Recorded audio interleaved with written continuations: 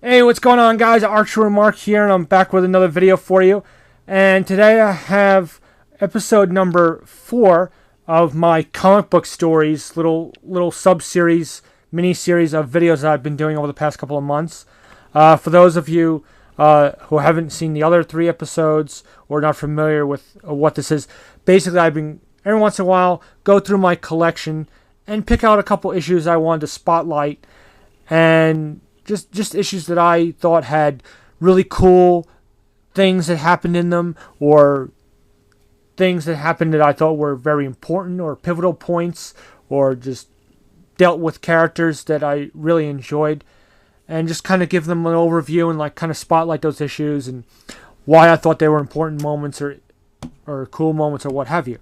This episode we're going to deal with the Green Lantern, in particular this guy, Hal Jordan, he's the character that I'm the most familiar with. There have been several characters from Earth that have had this Green Lantern power. There's Kyle Rayner and Guy Gardner and John Stewart, who I got to know a lot more through the Justice League cartoon. But my first introduction to a Green Lantern was the Super Friends cartoon, and in that case, it was Hal Jordan.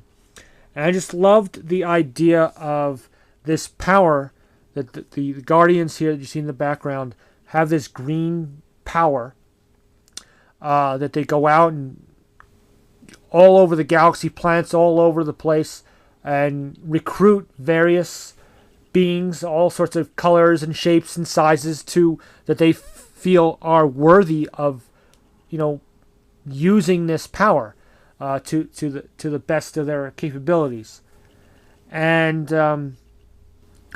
there have been, like I said, there have been the 4 humans, and even before this incarnation of the Green Lantern, there was Alan Scott, which is the original Green Lantern. I just love the idea of having this green power, this power ring, that you can make constructs, as they're called in the comics and cartoons, and just whatever you needed, you used the will of your mind to create. So if someone was coming at you with an axe, you could make a shield or a sword to block them. I've seen giant steam shovels be made, fighter jets, all sorts of things. I've seen got someone who would make a giant fist and just punch a guy across the room.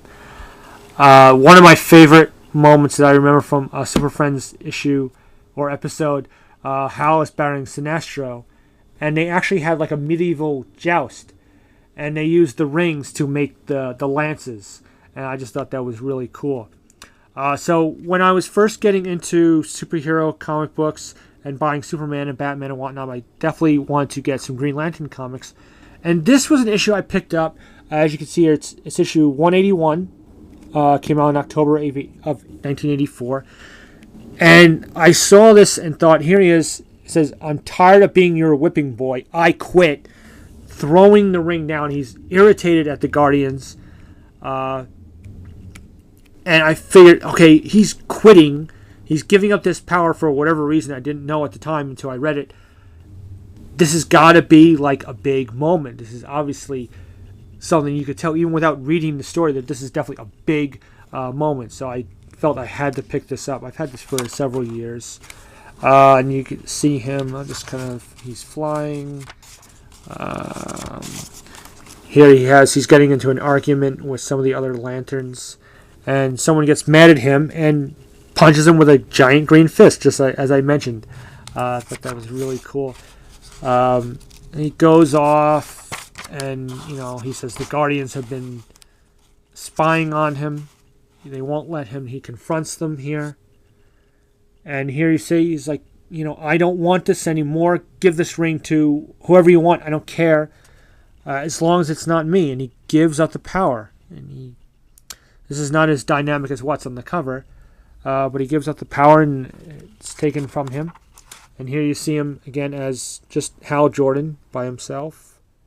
There's the ring, and he does this for love, the love of a woman. Here, this is a very profound idea that he would give up this amazing power for this woman that he loves. It's very powerful emotion.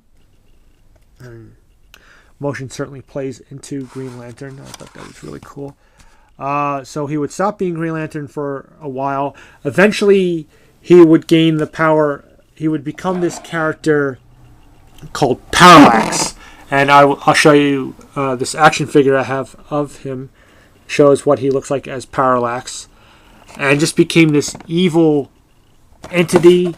And just, see, it says here, following his descent into madness after the destruction of his beloved Coast City, Hal Jordan becomes the maniacal villain Parallax. And he just goes kind of nuts, and there's some deaths involved and all kinds of things. And he's eventually killed. And again, I'm kind of like skipping over stuff. I don't have the time to go through the whole history. It'd be way too long of a video. But eventually they brought him back. They did an event called Green Lantern Rebirth, and he brought him back, and he becomes the Green Lantern again and gets back the power. And he basically rebooted the series, which happens a lot in comics. And very early on into the reboot, we got this issue, number 9, which I picked up for fairly obvious reasons, I would say. As you see Batman as a Green Lantern. I even brought this to a Comic-Con a couple years ago and got a couple of signatures. Moose Bauman, who was the colorist, and Ethan Van Sciver, who was the penciler and co-inker of this issue. So pretty cool.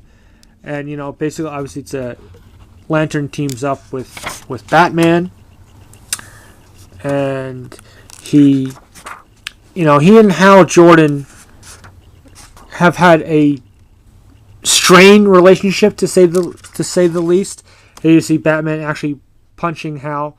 They haven't always agreed on everything. They would argue about stuff, but they team up in this little adventure. And really, the most exciting part is the end. Sorry, spoiler if you haven't read this issue. But Hal talks about controlling fear and using will as a strong emotion, and he offers Batman the ring. And see here, he takes off the ring and he offers it to Batman, and Batman puts it on. So here you see the power kind of coming over him, and he becomes the Green Lantern, and his costume changes and all this. And Hal tells him, he says, you say here, take control of it, put that horrible night behind you, Bruce.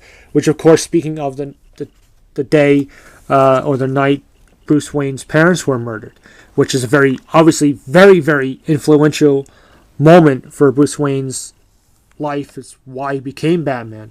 But he says no, he doesn't want to, and he gives the ring back. He feels it's not right to, or at least the right time to do this. Obviously, that moment made him who he is. He gives him the ring back, and Hal goes flying back off. So that was just a really cool issue. Just that image just looks so amazing. So amazing, in fact, that DC Direct actually made an action figure. And I just thought this looked so cool. It's like I had to have it. So I knew that when I knew that this issue was happening, I had to get this issue. And I knew that when I knew that there was a figure being made, I was like, I have to have this figure. And the black and the green and the white just looks so good.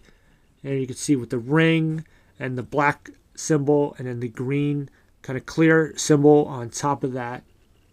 Not the greatest articulation of this figure, but just looks really cool. Okay. So there you have it. This again a small example of my comic book collection. Certain issues, like I said, the Green Lantern, just a really, really cool character. I really enjoy the character. No matter who has played it over the years, who the Green Lantern has been over the years. Hal is my favorite, but I like the other characters as well. And I hope you enjoyed this.